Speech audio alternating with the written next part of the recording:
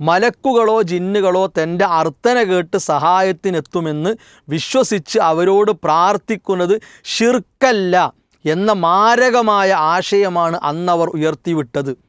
ഇത് യമണ്ടൻ കളവാണ്. കാരണം പ്രാർത്ഥിക്കുന്നത് ഷിർക്കല്ല. ഇവിടെ ജിന്നുകളോടും മലക്കുകളോടും പ്രാർത്ഥിക്കാൻ ആരെങ്കിലും പറഞ്ഞു? മനുഷ്യരോട് പ്രാർത്ഥിക്കാൻ പറഞ്ഞു? ഇല്ല. അവരുടെ അനുഭവങ്ങൾ എന്ത് ചെയ്യുക, പ്രമാണങ്ങൾ മുന്നിൽ കാണുമ്പോൾ അയാളുടെ അനുഭവത്തിൽ അത് ശരിയായി വന്നിട്ടുണ്ട് എന്നതുകൊണ്ട് മാത്രം പ്രമാണങ്ങളെ പൂർണ്ണമായും തള്ളി. അതാണ് ഈ അജുവാകാരക്കിൻ്റെ ഹദീസിലൊക്കെ അജുവാകാരക്ക് നിന്നിട്ട് ആർക്കെങ്കിലും സിഹിർ അല്ലെങ്കിൽ ഇന്ന പ്രശ്നങ്ങൾ ബാധിക്കാതെ തെളിയിക്കാൻ കഴിയുമെന്നൊക്കെ ചോദിക്കണം. എന്ന് വെച്ചാൽ ഹദീസുകൾ സ്വീകരിക്കാനൊരു മടികൊണ്ടാണ്. അല്ലെങ്കിൽ ആ ഖുർആൻ്റെ ആയത്തുകൾ ഹദീസുകളൊക്കെ സ്വീകരിക്കാൻ കഴിയില്ല. ആദർശ അട്ടിമറിയും മൻഹജ് വ്യതിയാനവും പ്രമാണ നിഷേധവും പരിഹാസവും ഈ വിഭാഗത്തിൻ്റെ ആളുകളിലേക്ക് എത്തിക്കണമെങ്കിൽ ഒരു സംവിധാനം വേണം. ആ സംവിധാനമാക്കി ഏതിനെ മാറ്റി? ഷബാബിനെ മാറ്റി എന്നതാണ് ചരിത്രം. നമുക്കറിയാം, ഒരു കാലഘട്ടത്തിൽ സലഫി ആദർശത്തിൻ്റെ ജുഹയായിരുന്നു ഷബാബ്. ഒരു നൂറ്റാണ്ട് കഴിഞ്ഞപ്പോൾ ആദർശത്തിനും പ്രമാണത്തിനും നേരെ നടക്കുന്ന എതിർവാദങ്ങളാണ് നമ്മൾ കണ്ടുവരുന്നത്. ഒരുപക്ഷെ കേരളത്തിൽ അങ്ങോളം ഇങ്ങോളം ഇസ്ലാമിൻ്റെ തനതായ മുഖം കൃത്യമായി വരച്ചു കാണിച്ചിരുന്ന തൗഹീദും അതുപോലെ തന്നെ ഷിർക്കും അതുപോലെ തന്നെ ഹദീസും എല്ലാം കൃത്യമായി പഠിപ്പിച്ചിരുന്നു.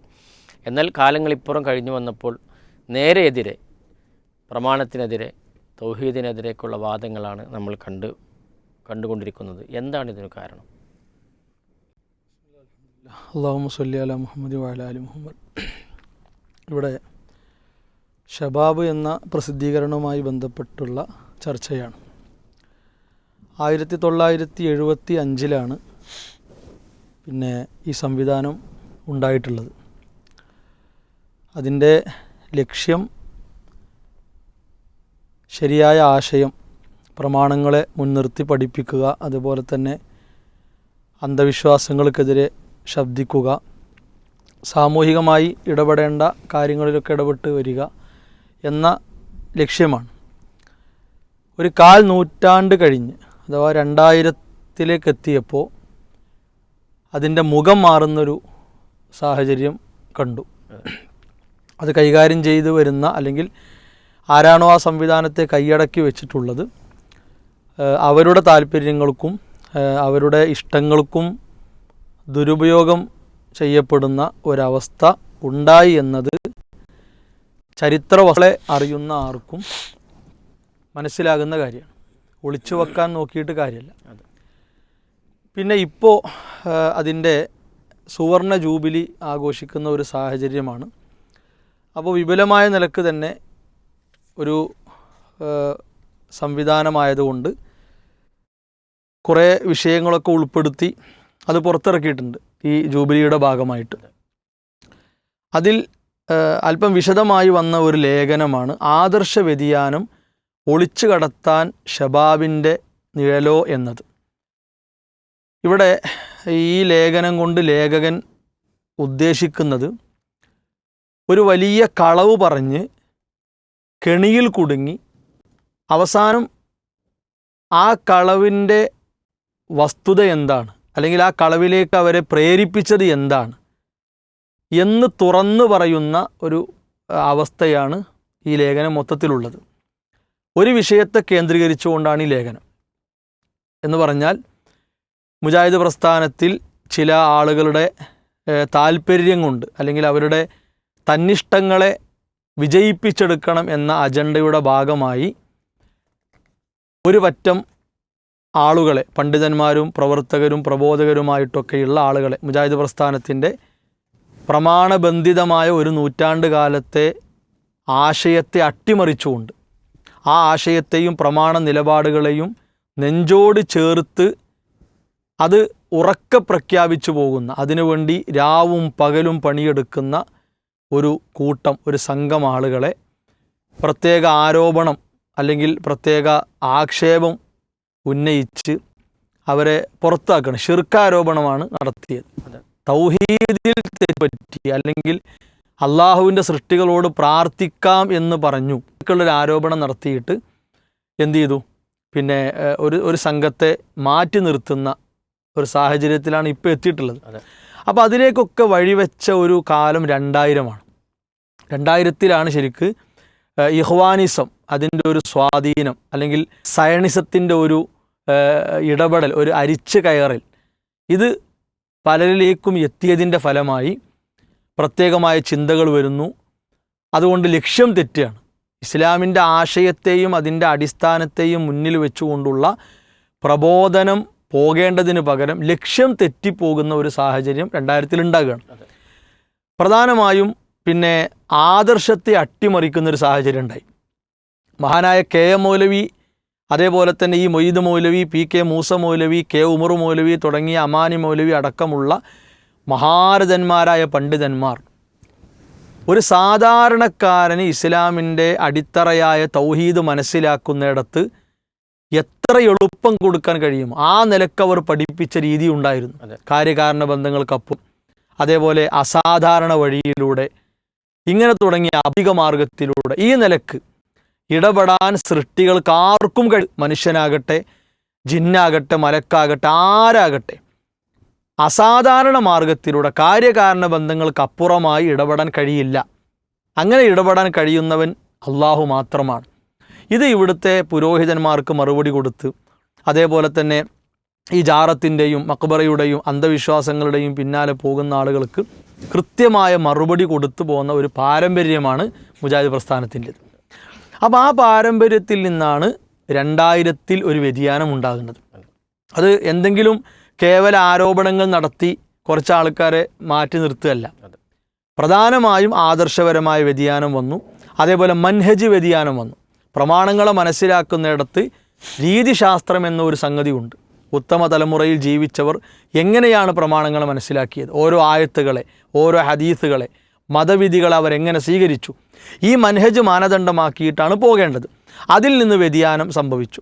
അതുപോലെ പ്രമാണ നിഷേധം, പരിഹാസം. കാരണം തൗഹീദിൽ അട്ടിമറി വന്നാൽ പിന്നെ സ്വാഭാവികമായിട്ടുണ്ടാകുന്നത് പ്രമാണങ്ങളുടെ നേരെ തിരിയുക, പ്രമാണങ്ങളുടെ മേൽ കുതിര കയറുക എന്നൊരു സംഗതിയാണ് പിന്നെ ഉണ്ടാകുക. അപ്പോൾ അത് ഈ 3 കാര്യങ്ങൾ, ആദർശ അട്ടിമറിയും മൻഹജ് വ്യതിയാനവും പ്രമാണ നിഷേധവും പരിഹാസവും ഈ വിഭാഗത്തിൻ്റെ ആളുകളിലേക്ക് എത്തിക്കണമെങ്കിൽ ഒരു സംവിധാനം വേണം. ആ സംവിധാനമാക്കി ഏതിനെ മാറ്റി? ഷബാബിനെ മാറ്റി എന്നതാണ് ചരിത്രം. അപ്പോൾ സ്വാഭാവികമായിട്ടും 2000 വരെ ഷബാബിലൂടെ വന്ന യഥാർത്ഥ മുഖം, തൗഹീദിൻ്റെ മുഖം, പ്രമാണങ്ങളുടെ മുഖം, മൻഹജിൻ്റെ മുഖം, അതൊക്കെ സ്വാഭാവികമായിട്ടും നമ്മൾ പുറത്തുകിടും. കാരണം ഇതുവരെയും ഷബാബിലുണ്ടായിരുന്ന കാര്യങ്ങൾ ഇതാണ്. തൗഹീദ് പഠിപ്പിക്കുന്നിടത്ത്, ഹദീസുകൾ സ്വീകരിക്കുന്നിടത്ത്, അതേപോലെ തന്നെ മൻഹജിൻ്റെ വിഷയത്തിലൊക്കെ ഉണ്ടായ നിലപാട് ഇതാണ്.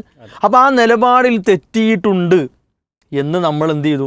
പഴയ ഷബാബുകൾ മുന്നിൽ വെച്ച് പറഞ്ഞു കൊടുത്തു. അതിപ്പോൾ ഈ വിഷയമുണ്ട്. ഈ പിന്നെ ജിന്നുകളോട് പ്രാർത്ഥിക്കുന്നു അല്ലെങ്കിൽ മലക്കുകളോട് പ്രാർത്ഥിക്കുന്നു എന്ന ഈ ആരോപണമുണ്ടല്ലോ, ആ ആരോപണമുണ്ട്.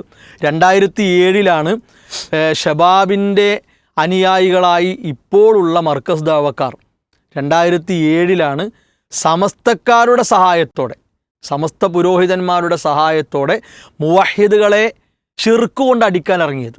ഷിർക്കാരോപണം നടത്തി അടിക്കാൻ ഇറങ്ങി വരും. ആരുടെ കൂടെ?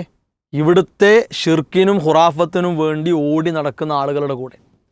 അവർ കുറച്ച് വർഷം, ഏകദേശം 2011 വരെ ശക്തമായി അവരിങ്ങനെ നടന്നു. മുജാഹിദ് പ്രസ്ഥാനത്തിൻ്റെ പണ്ഡിതന്മാർ അതിന് മറുപടി കൊടുത്തു. അതിങ്ങനെ അടങ്ങി വരുമ്പോഴാണ്, ഒന്ന് ഒതുങ്ങി വരുമ്പോഴാണ് 2012 വേറെ കുറച്ച് ആൾക്കാർ എന്ത് ചെയ്തു? ഈ കൂടാരത്തിലേക്ക് കയറി ചെന്നുകാണ്ട് ഞങ്ങളും നിങ്ങളെ കൂടെ ഉണ്ട് എന്ന് പറഞ്ഞ് പിന്നെ ഈ ആരോപണം തന്നെ തുടരുക. അതായത് 2007 മുതൽ 12 വരെ എന്തൊക്കെ കാരണങ്ങളാണോ ആരോപണത്തിന് വേണ്ടി എടുത്തു കാട്ടിയത് അതന്നെ ആരേറ്റെടുത്തു? 2012 മുതൽ CD ടവർ വിഭാഗവും ഏറ്റെടുത്തു. അപ്പോൾ അത് പറഞ്ഞതെന്ന് വെച്ചാൽ ഇപ്പോൾ CD ടവർ വിഭാഗത്തിൻ്റെ കയ്യിലുള്ള പ്രസിദ്ധീകരണം അങ്ങനെ തന്നെയാണ്. ഈ അൽമനാറാകട്ടെ, വിരിന്തനമാകട്ടെ, അതൊക്കെ പാലയിലാണ് പോണത്.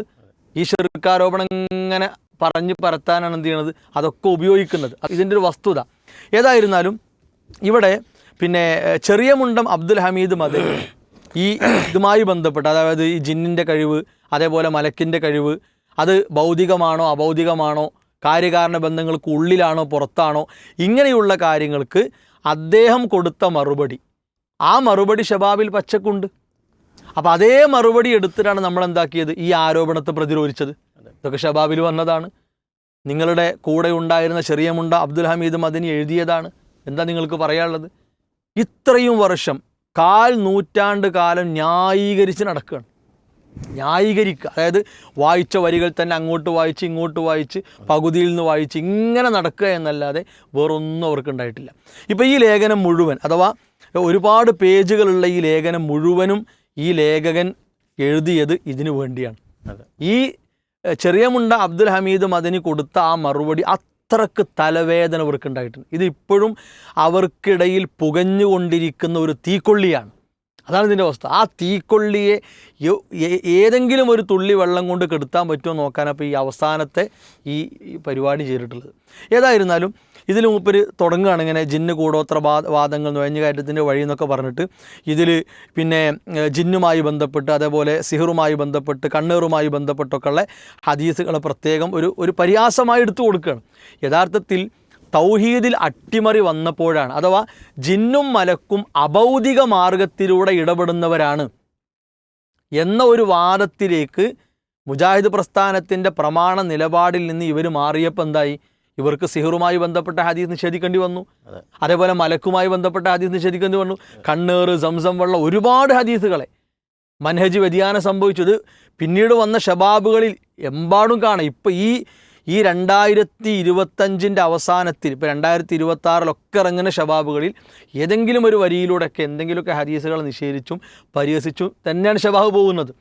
അപ്പോൾ തൗഹീദിൽ അട്ടിമറി വന്ന് പ്രമാണ നിഷേധത്തിലൂടെ പോകേണ്ട ഒരു ഗതികേടാണ് ഈ സംവിധാനത്തിനും അതിൻ്റെ ആളുകൾക്കും ഉള്ളത്. ഇവിടെ ഇപ്പോൾ ഈ ലേഖനത്തിലും ഈ കളവന്നെയാണ് ആവർത്തിക്കുന്നത്. എന്താ കളവ് അറിയോ? അഥവാ അദൃശ്യ ലോകത്തെ ജീവികളായ മലക്കുകളോ ജിന്നുകളോ തൻ്റെ അർത്ഥന കേട്ട് സഹായത്തിനെത്തുമെന്ന് വിശ്വസിച്ച് അവരോട് പ്രാർത്ഥിക്കുന്നത് ഷിർക്കല്ല എന്ന മാരകമായ ആശയമാണ് അന്നവർ ഉയർത്തിവിട്ടത്. ഇത് യമണ്ടൻ കളവാണ്. കാരണം പ്രാർത്ഥിക്കുന്നത് ഷിർക്കല്ല. ഇവിടെ ജിന്നുകളോടും മലക്കുകളോടും പ്രാർത്ഥിക്കാൻ ആരെങ്കിലും പറഞ്ഞു? മനുഷ്യരോട് പ്രാർത്ഥിക്കാൻ പറഞ്ഞു? ഇല്ല. ഒരു സൃഷ്ടിയോടും പ്രാർത്ഥിക്കാൻ പാടില്ല. പ്രാർത്ഥന അള്ളാഹ്ക്ക് മാത്രം അവകാശപ്പെട്ടതാണ്. അതിൽ നിന്ന് ആരും നമ്മളെ എങ്ങനെ കുത്തിയാലും ചവിട്ടിയാലും ആ നിലപാടിൽ നിന്ന് പുറത്തു പോകൂല. അങ്ങനെ ആഗ്രഹിച്ച് നൂറ്റാണ്ട് കാലമായി ഇവർ നടക്കുന്നു. ഈ കളവനെ എന്ത് ചെയ്തു? ഈ ലേഖകൻ ഈ ലേഖനത്തിൽ അതേപോലെ ആ കളവ് ഒന്നുകൂടി കടുത്ത രൂപത്തിൽ എടുത്തു കൊടുത്തു. അതാണ് ഈ ലേഖനത്തിൽ മൂപ്പര് കളവന്നുണ്ട്. അതാണ് കളവ് ആവർത്തിച്ച് പിന്നെ കെണിയിൽ കൂടുകയാണ്. കെണിയിൽ കൂടുക എങ്ങനെ വെച്ചാൽ, ഈ ചർച്ചയ്ക്ക് ശേഷം ഇയാൾ പറയുന്ന രസകരമായൊരു വരി എന്താ അറിയോ? അഥവാ ചെറിയ മുണ്ട അബ്ദുൽ ഹമീദ് മദനി റഹിമഹുല്ല അന്ന് ആ പറഞ്ഞ നിലപാട് പിന്നെ ഇവർക്കിതാ കേവലം പദസാമ്യതകളെ മറയാക്കി ഷിർക്കിന് അടിത്തറയിടാനുള്ള ഇവരുടെ ശ്രമങ്ങൾ ബുദ്ധിയുള്ളവർക്ക് മുന്നിൽ ദയനീയമായി പരാജയപ്പെടുകയാണ്. അഥവാ ഇവരൊരു ആരോപണം ഉണ്ടാക്കുക, ജിന്നിനോട് പ്രാർത്ഥിക്കുക, മലക്കിനോട് പ്രാർത്ഥിക്കുക എന്നുള്ള ആരോപണം ഇവരുണ്ടാക്കുക. എന്നിട്ട് അതിലേക്ക് നമ്മളെ വലിച്ചു കൊണ്ടുപോവുക. എന്നിട്ട് അവർ കുടുങ്ങിയാൽ പിന്നെന്ത് ചെയ്യുക? ന്യായീകരിക്കുക. ഇപ്പോൾ ഇവിടെ പറഞ്ഞത് എന്താ? കേവലം പദസാമ്യതകളെ. ഈ പ്രയോഗത്തിലൊരു ജാള്യത ആലോചിക്കുക നിങ്ങൾ. കാരണം ചെറിയ മുണ്ട അബ്ദുൽ ഹമീദ് മദനിയെ പോലുള്ളൊരു പണ്ഡിതൻ്റെ പ്രയോഗം, അതിനെ ഇങ്ങനെ ഇവർ പിന്നെ അതുകൊണ്ട് ഇത്ര ഇവർ വലഞ്ഞു എന്നതിന് തെളിവാണുള്ളത്. പദസാമ്യത എന്തിനാ ഒരു പദം പ്രയോഗിക്കുക? ആ പദം ചെറിയ മുണ്ട അവിടെ പ്രയോഗിച്ചിട്ടുണ്ടെങ്കിൽ ജബ്ബാർ മൗലവി റഹിമുല്ല അൽ-ഇസ്ലാഹ് മാസികയിൽ സമസ്തക്ക് മറുപടിയായി കൊടുത്ത വരികളിൽ വന്ന പദങ്ങളോട് സാമ്യത ഉണ്ട്. ആരെ പദങ്ങൾക്ക്? ചെറിയ മുണ്ടത്തിൻ്റെ പദങ്ങൾക്ക്. ഒരർത്ഥത്തിൽ ഈ ലേഖകൻ എന്താണോ ഉദ്ദേശിച്ചത് അത് നേടാൻ പറ്റാതെ ക്ഷീണിക്കുന്ന ഒരവസ്ഥയാണ് ഇതിൻ്റെ അവസാനം വരെ പരിശോധിച്ചാൽ നമുക്ക് കാണാൻ സാധിക്കും. അപ്പോൾ ഇവർ തിരിച്ചറിയട്ടെ, അതായത് ഈ ആദർശത്തിന് തെറ്റിപ്പോയി അകന്നുപോയി പ്രമാണ നിഷേധം പരസ്യമാക്കി കൊണ്ട് നടക്കുന്ന ഇവർ എത്രത്തോളം എന്നറിയോ? ഈ സർവമത സത്യവാദ ആശയത്തെ വരെ വെള്ളഭൂഷാണ് ഷബാബ്. മനസ്സിലാക്കണം. ഇവിടെ CH മുസ്തഫ പ്രചരിപ്പിക്കുന്ന, ചേകന്നൂർ മൗലവി പ്രചരിപ്പിച്ച ഈ ഇസ്ലാമിക വിരുദ്ധ ആശയത്തിന് വെള്ളഭൂഷുന്ന ഷബാബ് 2025 വന്നു, 2025 ഷബാബ്. അപ്പോൾ ഇതൊക്കെ ഈ വാരികയിലൂടെയാണ്. അപ്പോൾ ഇതിനെ വെറുതെ ന്യായീകരിച്ചിട്ട് കാര്യമില്ല. ഒരിക്കലും ഈ പാപഭാരം ചുമന്ന് പരലോകത്ത് വരേണ്ടി വരും എന്നാണ് നമുക്ക് വളരെ സ്നേഹത്തോടെ പറയാനുള്ളത്. അതുകൊണ്ട് തിരിച്ചറിയുക, ഇത്തരത്തിലുള്ള തെറ്റുകൾ അബദ്ധങ്ങൾ തുടരുന്നത് ഇവർ നിർത്തിവെക്കട്ടെ എന്നാണ് വളരെ വിനയത്തോടെ സൂചിപ്പിക്കാനുള്ളത്. തീർച്ചയായിട്ടും ഇവിടെ മുസ്താഖ് അലിക്കുമേ മുസ്വലായി പറഞ്ഞ കാര്യത്തിൽ മുൻകാല പണ്ഡിതന്മാരെ വരെ തള്ളുന്ന, സ്വന്തം ആദർശത്തിലുണ്ടായിരുന്ന ആ പണ്ഡിതന്മാരെ പോലും പിൻകാലത്ത് തള്ളുന്ന അവസ്ഥയിലേക്ക് ഇവർ പിന്നെ വ്യതിയാനം സംഭവിച്ചു. ഷബാബിന് വ്യതിയാനം സംഭവിച്ചു, അതിൽ ആളുകൾക്ക് വ്യതിയാനം സംഭവിച്ചു.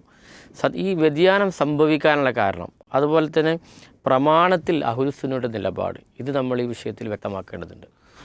ഇപ്പോൾ ഷബാബ് എന്ന് മാത്രമല്ല, മർക്കസ് ദഅവ അടക്കമുള്ള മറ്റു ഇതര പ്രസ്ഥാനങ്ങളൊക്കെ എടുത്ത് നോക്കിക്കഴിഞ്ഞാൽ അവരിലൊക്കെ ഈ വ്യതിയാനങ്ങൾ സംഭവിക്കാനുള്ളൊരു പ്രധാന കാരണം എന്താ വെച്ചാൽ, മുസ്ലിം സംസാരത്തിൽ വന്നു, ചെറിയ ഭാഗം വന്നു, എന്ന് വെച്ചാൽ പ്രമാണങ്ങളോടുള്ള അവരുടെ സമീപനത്തിൽ അബദ്ധം സംഭവിച്ചു പോകുന്നു എന്നുള്ളതാണ്.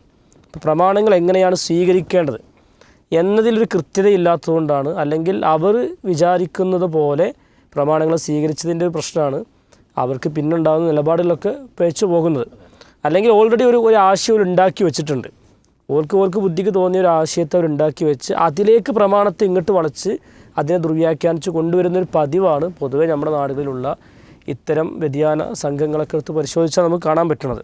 ഇപ്പോൾ ഒരു വിശ്വാസിയെ സംബന്ധിച്ചിടത്തോളം അവൻ്റെ ആദർശം എന്ന് പറഞ്ഞാൽ ഖുർആനും സ്വഹിയായ ഹദീസുകളും സച്ചരിതരായ മുൻഗാമികൾ സ്വഹാബത്തും താബിഅകളും തബഉ താബികൾ അടങ്ങുന്ന നമ്മുടെ ഏറ്റവും നല്ല ഉത്തമ തലമുറ എന്ന് പറയുന്ന ആ ഉത്തമ തലമുറയിൽപ്പെട്ട ആളുകൾ എങ്ങനെയാണോ ഇതിനെ മനസ്സിലാക്കിയത് അതുപോലെ മനസ്സിലാക്കുകയും അത് ജീവിതത്തിൽ പകർത്തുകയും അത് പ്രചരിപ്പിക്കുകയും ചെയ്യുക എന്നാണല്ലോ ഒരു മുസ്ലിമിൻ്റെ ആദർശം എന്ന് പറയുന്നത് അവിടെയാണ്.